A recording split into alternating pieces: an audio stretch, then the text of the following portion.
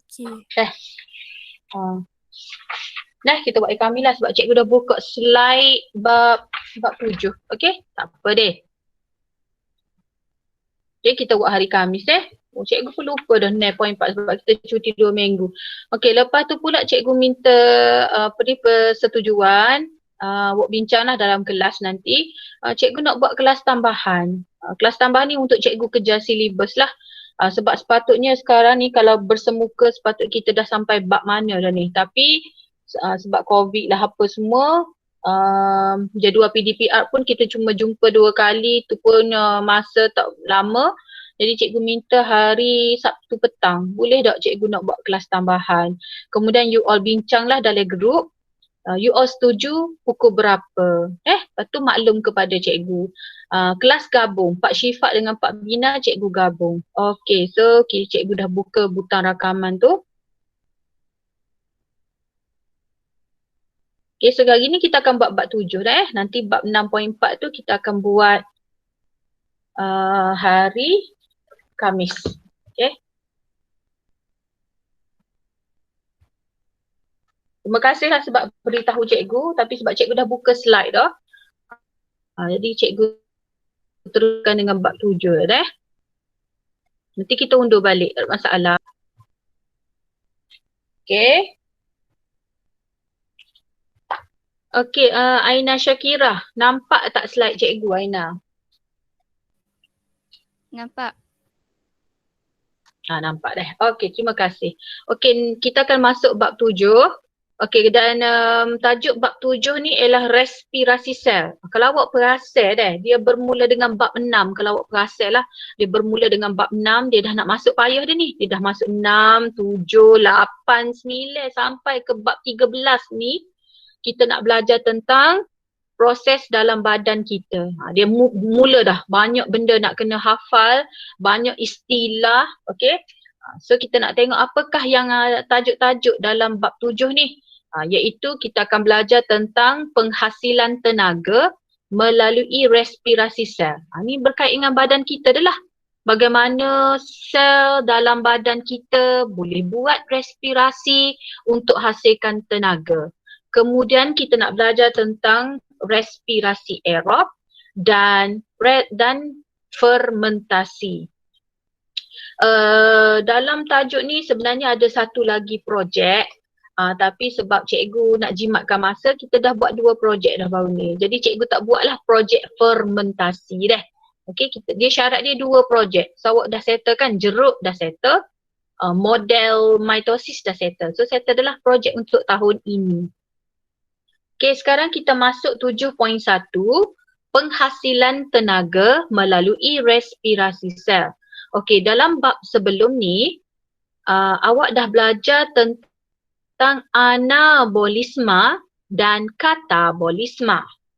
Ni penting ni, anabolisma dan katabolisma ni, awak dah belajar. Belajar mana cikgu? Belajar di muka surat 86. Bab 5. Okay. Muka surat 86 bab 5 iaitu anabolisma dan katabolisma. Okey. Anabolisma ni ingat tak cikgu ada guna pensel ke hari tu? Marker. Cikgu kata anabolisma ni ialah kita bina, kita gabung jadi anabolisma kita gabung maknanya dia ni menghasilkan tenaga Okey, dia membina. Okey, kalau katabolisma ni katok jadi kecil. So membebaskan tenaga. Okey, jadi proses katabolisma ni awak ingat katok. Cara cikgu ingat sebenarnya katok ni apa? Kecil, pecah. Okey, tu cara cikgu ingat. Proses katabolisma ni ialah katok. Katok-katok ni kan cikgu jadi kecil-kecil. Pecah. Hidrolisis. Lisis ni pecah. Jadi proses katabolisma atau juga dipanggil sebagai hidrolisis membebaskan tenaga. Okay, boleh ke kita katok jadi kecil. Tidak awak. Katok tu awak menggunakan tenaga. Awak ingat gitu. Oh, proses katabolisma ni nak pecah. Pecah tu apa? Hidrolisis. Lisis ni pecah. So pecah ni membebaskan tenaga. Okey, kalau proses anabolisme, cikgu suka guna ana guna, ana buat, ana gabung, saya buat. Maknanya awak ni nak gabung, nak buat sesuatu, orang panggil kondensasi. Jadi nak buat apa semua tu mesti kena guna tenaga. Tu cara cikgu hafal lah. Mungkin awak ada cara nak hafal tersendiri. Cara cikgu macam ni. Kalau katok ni katabolisme, nak pecah. Hidrolisis. Maknanya bila katok-katok pecah tu, maknanya dia membebaskan tenaga. Tapi kalau proses anabolisme, awak nak guna tenaga, awak nak buat anabolisme, ana buat, kondensasi. Maknanya guna tenaga. Jadi kalau awak tengok di sini, anabolisme ke, katabolisme ke, dua-duanya berkait dengan tenaga. Katabolisme menghasilkan tenaga. Kalau anabolisme, guna tenaga. Okey? Tanpa tenaga, proses anabolisme seperti pembentukan protein yang membina otot tidak akan berlaku. Sebab apa cikgu begitu? Yalah, sebab kalau tak ada tenaga, boleh tak awak nak buat proses buat anabina.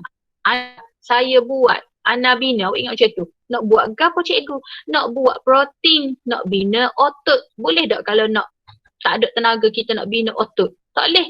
Sebab proses anabolisme ni menggunakan tenaga. Kalau tak ada tenaga, tak boleh nak buat. Nak buat apa? Nak bina otot. Okey, jelas ne? Okey. Substrat utama dalam penghasilan tenaga. Respirasi sel. Cikgu tahu awak bila cikgu sebut respirasi sel, awak pun nampak pernafasan. Sebut je respirasi sel, pernafasan. Salah. Salah. Respirasi sel tu sendiri, respirasi tu sendiri ada dua jenis. Okey, so kita baca dulu. Kenapa dia ada perkataan sel di belakang ni? Okey, kita baca dulu. Respirasi ada belakang sel dijalankan untuk menghasilkan tenaga bagi keperluan aktiviti semua sel hidup. Okey, jadi respirasi sel dijalankan tujuannya untuk menghasilkan tenaga. Kenapa nak hasil tenaga? Sebab tenaga adalah keperluan semua sel hidup. Tak ada tenaga, tak boleh buat apa-apa. Okey. Respirasi sel, ingat dia ada perkataan sel belakang ni. Respirasi sel ni apa? Proses pengoksidaan. Cikgu suka panggil proses pengoksidaan ni adalah pembakaran. Cikgu nak suruh pelajar apa? Pengoksidaan ni gapo cikgu? Pembakaran. Ingat dua perkataan ni. Pengoksidaan ni adalah pembakaran. Tidak awak belajar sains, nak buat pembakaran tidak kena ada gas oksigen. Awak belajar sains, awak nak buat suatu pembakaran kena ada gas oksigen. Sebab tu dia panggil proses pengoksidaan. So maknanya dia bakar glukosa, dia nak hasil tenaga. Cikgu ulang sekali lagi, apa respirasi sel ni? Respirasi sel ni ialah nak bakar glukosa sebab nak hasil tenaga. Okey, cuba kita baca dua ayat ni deh. Dia kata, respirasi sel ialah proses pengoksidaan molekul organik atau pembakaran untuk menghasilkan tenaga. Substrat utama respirasi sel ialah glukosa. Kalau baca sendiri, tak belajar dengan mana-mana cikgu tak faham ayat ni. So makna respirasi sel ni ialah proses pengoksidaan. Nak bakar apa? Oksida apa? Nak bakar glukosa untuk menghasilkan tenaga. Boleh jadi cikgu ulang sekali lagi. Respirasi sel ni apa? Respirasi sel ni ialah pengoksidaan glukosa untuk hasil tenaga. Settle, dapat markah selalu. Okey. Menyebabkan tenaga kimia yang terdapat dalam glukosa setelah pengoksidaan glukosa akan dibebaskan untuk menghasilkan tenaga untuk kegunaan sel. Jadi maksudnya bila dah bakar glukosa, maka tenaga yang ada dalam pembakaran tu akan dibebaskan untuk menghasilkan tenaga lah. Okey. Boleh dah? Maksudnya bila bakar-bakar glukosa tu, ia akan hasil tenaga.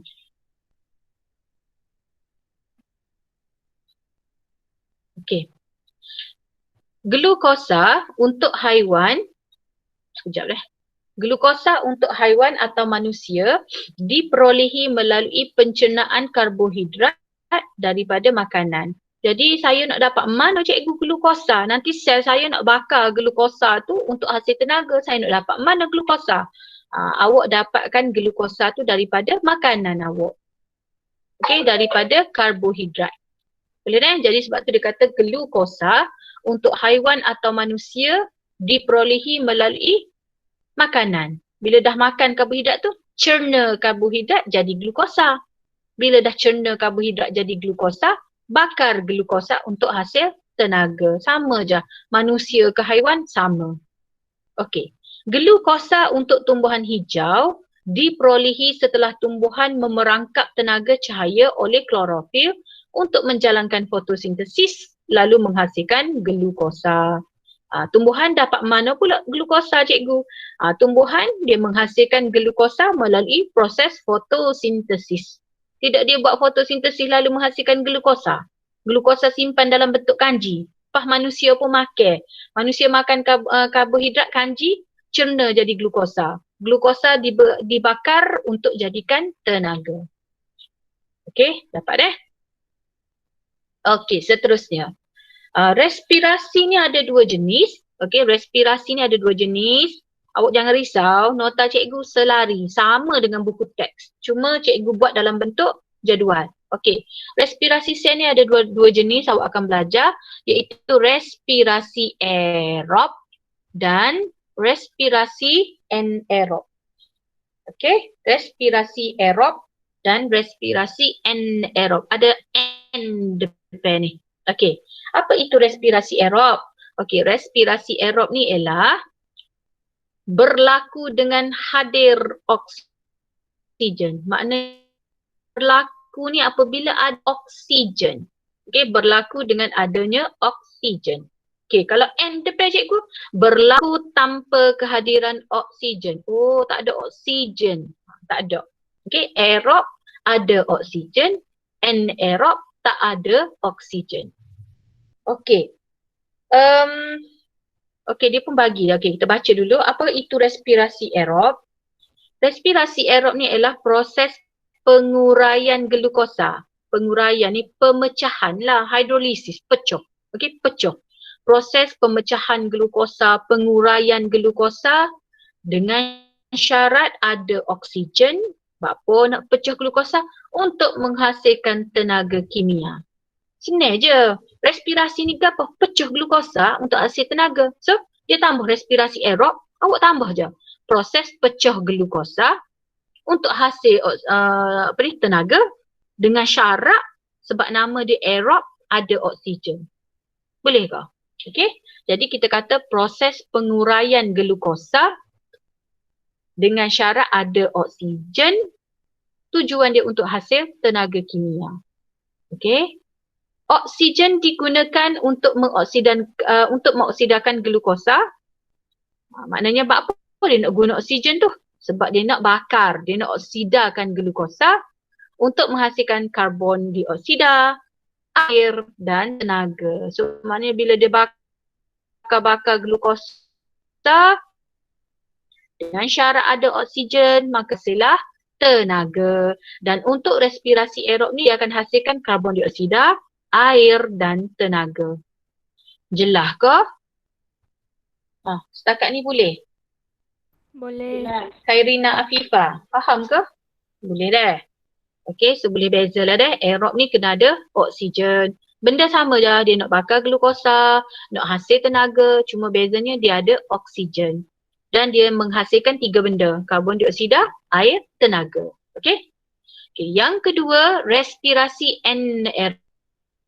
Ada N depan. N ni maksud dia tak ada oksigen. Okey. Contoh untuk respirasi anaerob ni ialah proses fermentasi. Okey, proses fermentasi. Apa dia?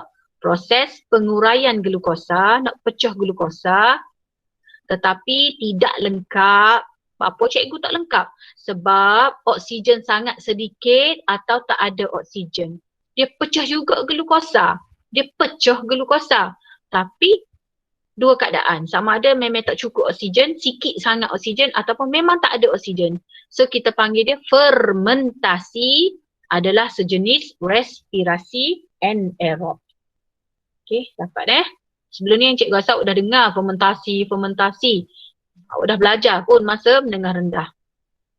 Okey, kita pergi kepada soalan dulu dan jangan lupa bila cikgu dah bincang praktis formatif ni, tugas awak lah, buatlah saling soalan, saling jawapan, masukkan dalam fail nota. Okey, tak perlu cikgu pesan semua. Okey. Nombor 1. Berikan 5 contoh keperluan tenaga dalam proses metabolisme. Maknanya dia nak 5 contoh kenapa kita perlukan tenaga dalam badan kita. So yang pertama, untuk pengekalan suhu badan pada suhu optimum 37 darjah Celsius. Sebab bila dia bakar glukosa tu, dia akan menaikkan suhu kita sehingga 37 darjah Celsius. Yang kedua, apa kita nak ada tenaga? Sebab untuk pengecutan otot untuk membolehkan pergerakan. Kalau tak ada tenaga, awak nak gerak pun tak cekak. Tengok macam hari puasa. Suruh bangun ambil barang pun tak cekak. Jadi perlunya tenaga untuk pengecutan otot supaya kita dapat buat pergerakan. Yang ketiga, untuk pembahagian sel iaitu sel-sel baharu dihasilkan untuk pertumbuhan dan perkembangan. Awak dah belajar mitosis, meiosis, kena ada tenaga. Ingat tak awak belajar kitar sel tu? Kitar sel bulat tu ada G1, ada S, G2. Awak ingat tak mula-mula G1 tu dia mengumpulkan protein, dia menghasilkan protein. Bila dah cukup protein, dia sintesis DNA. Bila dah sintesis DNA, dia hasilkan tenaga. Tenaga cukup, barulah dia masuk mitosis. Mitosis tu apa? Pertumbuhan dan perkembangan. Tak ada tenaga, tak boleh buat benda ni. Okey. Yang keempat, kenapa perlu ada tenaga? Untuk membolehkan penyerapan makanan tercerna menerusi pengangkutan aktif. Kita dah belajar ni bab 3. Pengangkutan aktif, bila sebut pengangkutan aktif, menggunakan tenaga. Sebab apa nak ada tenaga? Sebab kita nak serap makanan-makanan tercerna yang kita makan. Kalau tak ada tenaga, tak boleh berlaku pengangkutan aktif. Tak ada pengangkutan aktif, tak boleh nak serap makanan tercerna yang awak makan tu. Okey, lagi untuk sintesis lipid, hormon, protein, enzim. Okey, tenaga ni untuk kita hasilkan lipid, hasilkan hormon, hasilkan protein, hasilkan enzim. Okey, jelas ni 5 sebab kegunaan tenaga. Kenapa kita kena buat respirasi sel? Sebab kita nak hasil tenaga. Tenaga kita nak guna untuk buat 5 benda ni. Okey, nombor 2. Nyatakan substrat utama. Gapo substrat utama untuk kita hasil tenaga?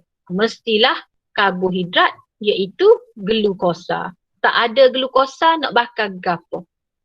Ada pelajaran cikgu, glukosa tu gula Gula lah. Glukosa ni gula ni glukosa lah. So glukosa ni ada dalam karbohidrat. Okey. Soalan 3. Nyatakan maksud respirasi sel dan jenis-jenis respirasi sel. Okey, so respirasi sel tu apa? Proses pengoksidaan molekul organik. Organik tu apa? Glukosa lah. Okey, untuk tujuan dia menghasilkan tenaga. Okey, jenis-jenis respirasi sel. Respirasi sel ada 2 jenis, respirasi aerob dan respirasi anaerob. Jenis untuk anaerob ialah fermentasi. Okey, soalan 4, terangkan cara manusia, haiwan dan tumbuhan memperoleh glukosa untuk penghasilan tenaga. Okey, jadi mari mana glukosa ni? Okey, jadi glukosa diperoleh melalui pencernaan karbohidrat. Bila kita makan karbohidrat, kita akan cerna karbohidrat, maka jadilah glukosa. Kalau tumbuhan, glukosa diperolehi daripada proses fotosintesis. Okey nanti cikgu akan hantar gambar slide praktis formatif 7.1. Okey, kita pergi kepada respirasi aerob. Okey, aerob berlaku dengan kehadiran oksigen. Ingat deh, kalau aerob ni kena ada oksigen baru boleh buat aerob. Okey. Proses penguraian glukosa, ingatlah penguraian ni ialah pemecahan. Pecah ni hidrolisis. Okey, jadi proses penguraian glukosa dengan kehadiran oksigen untuk menghasilkan tenaga kimia. Nak pecah glukosa, nak hasil tenaga dengan syarat ada oksigen. Oksigen digunakan untuk mengoksidakan glukosa bagi menghasilkan karbon dioksida, air dan tenaga. Cikgu, saya kena hafal kau ni dia menghasilkan karbon dioksida, air dan tenaga. Ya, awak kena hafal. Okey, awak nampak dah ni? Ni. Menghasilkan karbon dioksida, air dan tenaga. Okey, proses respirasi aerob dia bermula dengan proses glikolisis. Okey, proses respirasi aerob ni dia bermula dengan proses glikolisis. Apa nama glikolisis ni? Glikolisis ni ialah lisih pecah glukosa. Awak ingat macam tu? Glyco ni glukosa. Jadi maksudnya proses glikolisis ni ialah dia pecah glukosa dulu oleh enzim. Maaf tajuk ni dia ada masuk unsur kimia sikit. Dia masuk unsur kimia sikit. Jadi memang kena ngapal lah. Jadi cikgu ulang balik. Nak buat proses aerob ni, cikgu siapa buat proses aerob ni? Sel kita lah, sel. Sel kita, dia buat respirasi aerob bermula dengan proses glikolisis. Glikolisis ni ialah dia pecah glukosa dengan menggunakan enzim. Proses ini berlaku dalam sel kita. Dalam apa cikgu dalam sel tu? Dalam sitoplasma. Ingat sitoplasma ni sel. Kita katakan ni nukleus, warna hitam tu nukleus. Ni tek dah. Itulah sitoplasma. Okay, adalah mitokondria lah. Awak lukis diri lah. Mitokondria, lepas tu ada apa lagi? Jalinan, ada jasad Golgi, ada jalinan endoplasma kasar licin. Yang tek luar tu itu ialah sitoplasma. Jadi glikolisis ni berlaku di dalam sitoplasma. Boleh dah? Okey. Bagaimana caranya dia buat? Satu molekul glukosa akan diurai menjadi 2 molekul piruvat. Jadi kalau awak makan 30 nil glukosa, 30 nil darab 2. Jadi berapa? Jadilah berapa? Molekul piruvat. Maknanya dengan setiap satu molekul glukosa tu dia akan pecah jadi molekul piruvat. Bila dah jadi piruvat, barulah dia masuk proses seterusnya, iaitu yang berlaku dalam mitokondria. Ingat mitokondria? Hak super roti sosis tu. Okey, hak super roti sosis ni. Ni mitokondria ni. Okey, dah siap dah ni, terhasil piruvat ni. Dia pun masuklah proses dalam mitokondria. Piruvat yang terhasil dalam proses glikolisis akan dibakar, dioksida melalui satu siri tindak balas lalu menghasilkan karbon dioksida, air dan tenaga. Jadi bila dah masuk dalam mitokondria, piruvat ni akan dioksidakan. Awak kalau awak nampak perkataan dioksidakan ni, maksudnya ada oksigen lah tu. Kalau dia tak sebut dioksidakan, maknanya tak ada oksigen. Dan kalau ada perkataan dioksidakan tu, maknanya oksigen ada. So dia pun bakar guna oksigen. Lalu terhasillah karbon dioksida, air dan tenaga. Awak nampak tak menghasilkan tenaga? Sebab tu dia berlaku dalam mitokondria. Soalan cikgu, kenapa dia berlaku dalam mitokondria Adni Najihah.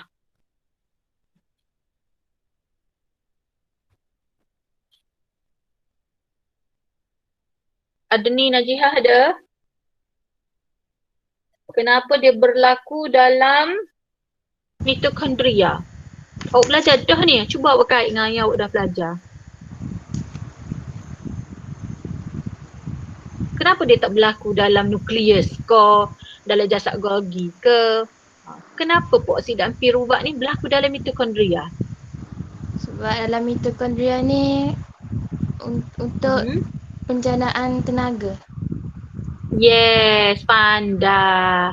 Sebab awak belajar dah mitokondria ni untuk menjana tenaga. So awak nampak dah? Oh, maknanya dia menghasilkan karbon dioksida, air dan tenaga. Sebab tu benda ni, respirasi aerob ni berlaku dalam mitokondria. Mitokondria duduk dalam sel kita. Okey, boleh nah? Jadi dia kata sebahagian besar tenaga digunakan untuk menghasilkan molekul adenosina trifosfat. ATP ni tenaga lah kak. Jadi rupa-rupanya mitokondria ni kilang untuk menghasilkan tenaga. Sebab apa? Sebab dia buat pengoksidaan piruvat. Piruvat tu apa cikgu? Iaitu dia bakar-bakar piruvat, dia oksidakan piruvat lalu menghasilkan karbon dioksida, air dan tenaga. Tenaga tu dalam bentuk ATP. Jadi mitokondria ni kilang menghasilkan tenaga. Jelas? Okey? Kalau tak faham juga tanya cikgu. Cikgu tak ada masalah dah. Cuma cikgu backing sekali-sekala lah. Okey, habis yang tu. Okey, jadi ni ialah ringkasan dia dah. Okey, cuba kita tengok ringkasan dia. Yang pertama tadi yang ni lah. Molekul ATP terhasil apabila kumpulan fosfat tak organik ditambahkan kepada molekul ADP. Cikgu saya tak faham. Okey, ADP ni ADDD 2. 2 tambah P, okey, awak nampak tak? P ni, P belakang. ADP ni maknanya dia 2 fosfat. Ada 2 fosfat tambah 1 fosfat dengan adanya tenaga maka terhasillah ATTT 3 fosfat. Senang ke cara cikgu belajar kalau nak memikir secara logik payah banyak-banyak dah. Cikgu gini je. ADP, adenosina di ni 2. Di ni 2. Sebabnya, 2 fosfat. Ada 2 fosfat. PP ni fosfat lah. Okay, 2 fosfat. Tambah 1 fosfat lagi. So, 2 tambah 1. Jadilah 3 fosfat. Adenosina 333 ni 3 fosfat. Dapat? Okay. Molekul ATP ada 3 tadi. 3 fosfat. Mempunyai ikatan fosfat yang lemah. Apabila ikatan fosfat pada molekul ATP diputuskan, tenaga yang terbebas dibekalkan kepada sel untuk membantu kita menjalankan aktiviti-aktiviti harian. Faham ke tak tu? Bila dia jadi ATP, kan tadi cikgu back balik dah. Okay. Tadi dia kata, tidak tenaga-tenaga yang terhasil dalam mitokondria adalah dalam bentuk ATP ke? Faham ke tak tu? Mitokondria, tenaga dalam mitokondria tu dalam bentuk ATP. ATP. Maknanya dia dalam bentuk ATP. 3 ATP. Dan dia kata molekul ATP yang ada 3 ATP tu, ATP yang ada 3 tu, cikgu kena tulis 3. Okay? Dia adalah ikatan yang lemah. Apa maksud ikatan lemah? Maknanya bila-bila masa dia boleh putus. Okey, jadi dia kata apabila ikatan fosfat pada molekul ATP putus, maka terhasillah tenaga. Jadi tenaga ni lah yang kita guna untuk buat mitosis, untuk kita buat untuk pengecutan otot dan sebagainya. Dalam mitokondria, tenaga kita dalam bentuk ATP. ATP ni ialah bentuk lemah.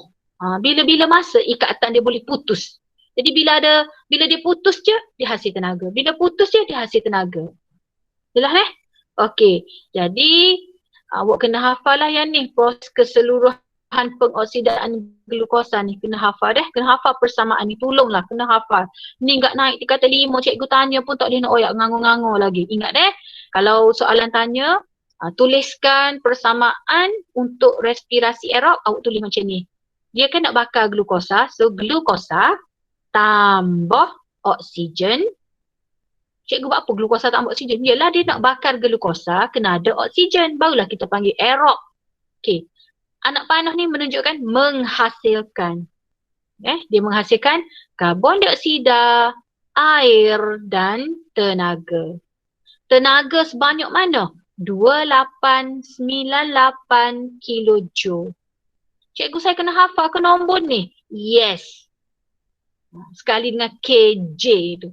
Okay, cikgu ulang sekali lagi.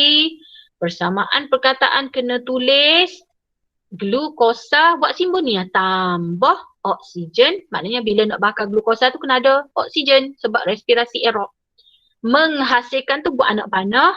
Okay, dia menghasilkan karbon dioksida air tenaga 2898 kilojoule. Okay dah?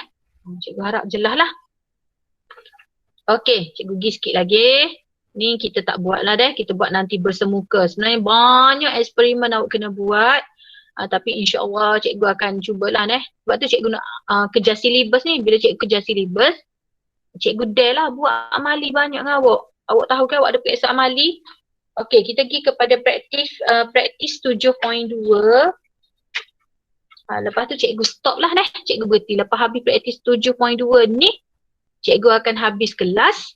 So, masa tutorial tu awak guna untuk buat praktis 7.1 dan 7.2. Faham dah? Okay, so pergi soalan. Nyatakan maksud respirasi aerob. Jadi respirasi aerob tu apa tadi? Proses penguraian glukosa dengan syarat ada oksigen untuk menghasilkan tenaga kimia. Okay, nombor 2. Cadangkan substrat lain selain daripada glukosa yang boleh digunakan oleh sel untuk respirasi sel. Awak ingat tak cikgu ada ajar awak? Gewe, Faris, Galok. Tu ingat deh. Ni dalam bab 4. Bab 4. Cikgu ajar dah. Okey, Gewe, Faris, Galok. Maknanya glukosa, fruktosa, galaktosa. So maknanya dia tanya berikan 2 substrat lain selain pada glukosa. Kalau saya tak usah makan glukosa, tak ada.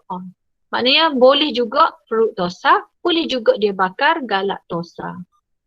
Okay, nombor 3, nyatakan persamaan perkataan bagi respirasi aerob. Sebab nak tulis macam ni lah. Glukosa tambah oksigen, menghasilkan karbon dioksida air tenaga. Ni cikgu, salah tu jawapan kutek 2898 kilojoule. Kena tulis. Okay. Huraikan proses-proses yang berlaku dalam respirasi aerob untuk menghasilkan tenaga. Huraikan proses-proses. Tadilah piruvatnya. Okey, so kita tengok. Penguraian gula. Proses glikolisis berlaku dalam sitoplasma. Glukosa 6 karbon diuraikan menjadi 2 molekul piruvat 3 karbon. Okey, maknanya dengan bila bakar satu glukosa menghasilkan 2 molekul piruvat.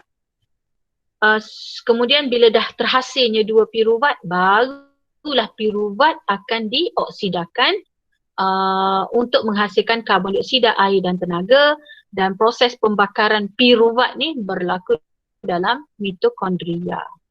Okey, ada apa-apa nak tanya?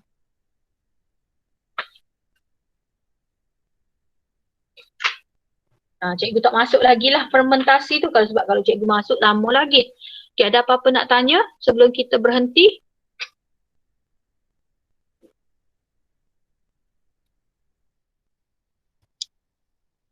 Tak ada cikgu. Jelas ke? Jelas. Jelas. Ya. Jelas.